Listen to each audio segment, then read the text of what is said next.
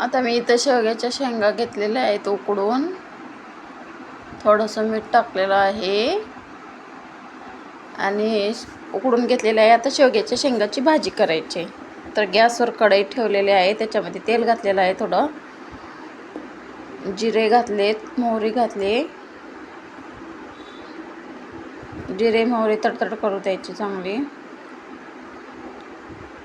परत कांदा घातलेला आहे, टमॅटो,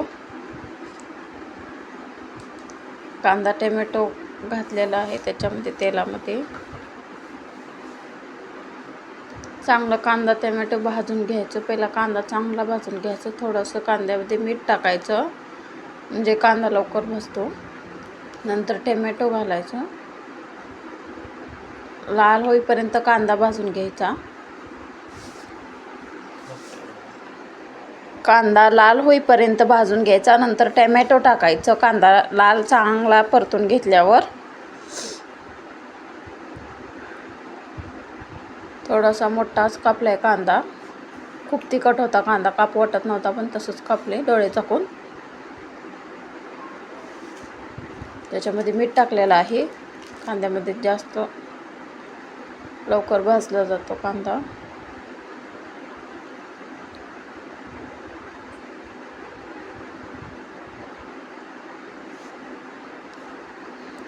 सारखा हलवत राहायचा कांदा लाल होईपर्यंत.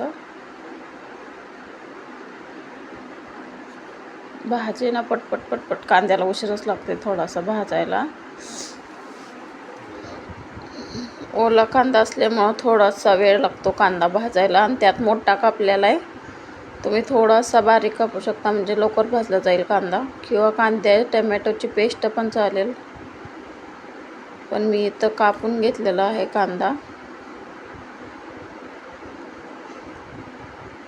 तर कांदा भाजत आलेला आहे आता बऱ्यापैकी. तरी पण अजून थोडासा भाजू द्यायचा आहे, कारण ते खाताना दाताखाली असं कसं तरी लागतं कांदा नाही भाजल्यावर, कच्चा कच्चा. त्याच्यामुळे लालसर भाजून घ्यायचं. आता टमॅटो टाकायचं त्याच्यामध्ये. टमॅटो पण चांगलं भाजून घ्यायचं. चांगलं एकजीव झाल्यानंतर मग सुके मसाले टाकायचे.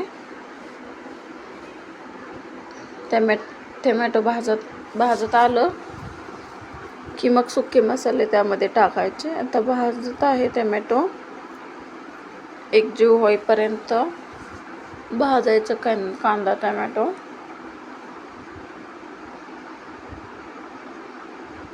तर त्याच्यामध्ये सुके मसाले टाकायचे. भाजत आलेला आहे आता.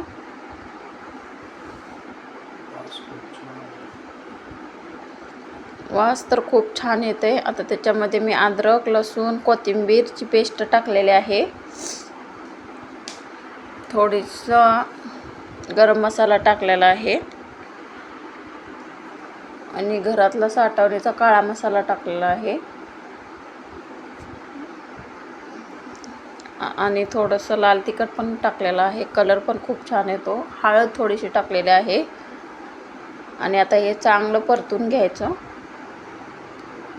सुके मसाले टाकल्यानंतर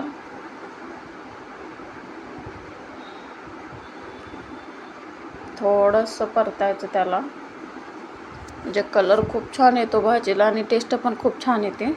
तर आता हे परतत आलेलं आहे. आपले मसाले सुके घातलेले आहेत. आणि आता उकडलेली शेवग्याची शेंग त्याच्यामध्ये टाकलेली आहे. शेवग्याची शेंग उकडलेली त्याच्यामध्ये टाकलेली आहे. आणि गरम पाणी केलेलं त्याच्यामध्ये थोडं जसं लागेल तसं आपल्याला टाकून घ्यायचं. रस्सा करायचा असेल तर जास्त थोडं पाणी टाकायचं त्याच्यामध्ये. थोडा रस्सा करायचा असेल तर थोडं पाणी टाकायचं. आणि रस्सा छान लागतो त्या भाजीचा, भाकरीसोबत चपातीसोबत चुरून खायला. तर आता मी अजून थोडं ॲड केलेलं आहे पाणी.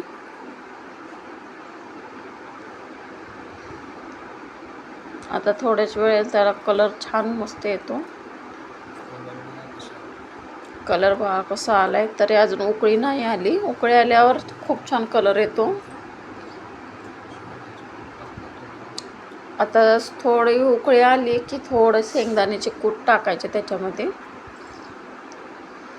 म्हणजे भाजीला थोडासा घट्टपणा येतो आणि खायला पण छान लागते. उकळी येत आहे आता भाजीला.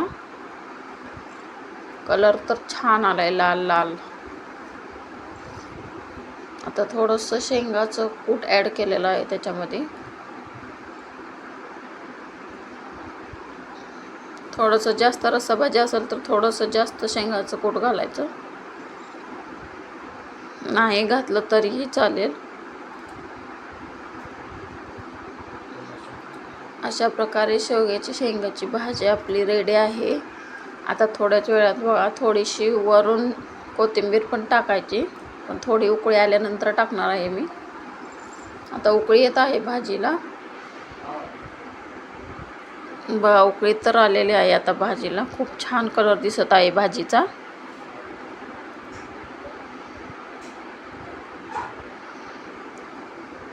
आणि शेवग्याच्या शेंगा अगोदरच उकडून घेतल्यामुळे जास्त वेळ शिजवायची गरज नाही.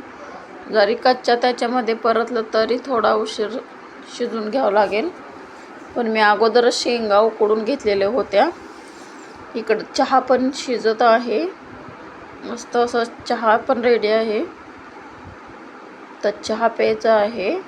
आणि आता इकडं बघा आपली शेवग्याच्या शेंगाची भाजी. कलर एकदम छान आलेला आहे आणि सुगंध पण खूप मस्त येत आहे. तर अशा आहे शेवग्याच्या शेंगाची भाजी, साधी सोपी, आपल्या घरातल्या मसाल्यावरच होऊन जाते. तर बघा आता कलर कसा आलेला आहे भाजीला, मस्त कलर आलेला आहे. आणि थोडीशी वरून चिरलेली कोथिंबीर पण टाकलेली आहे. तर तुम्हाला जसा लागेल तसा रस्सा केला तरी चालेल. आमच्यात थोडा जास्तच लागतो त्याच्यामुळे मी जास्त केलेला आहे. बघा भाजी आपली मस्त झालेली आहे. भातासोबत, चपातीसोबत, भाकरीसोबत, कशाही सोबत खाऊ शकता तुम्ही.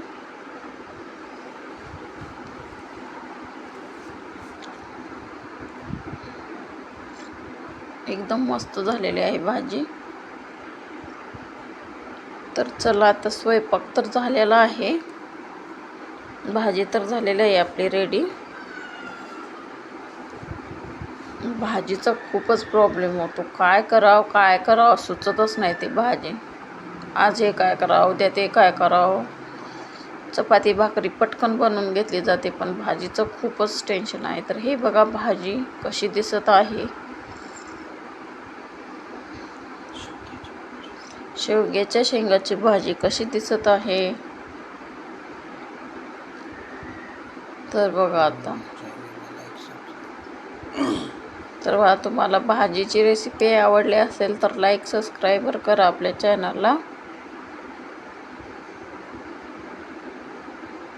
तर हे बघा जवळून पण दाखवते मी भाजीचा कलर.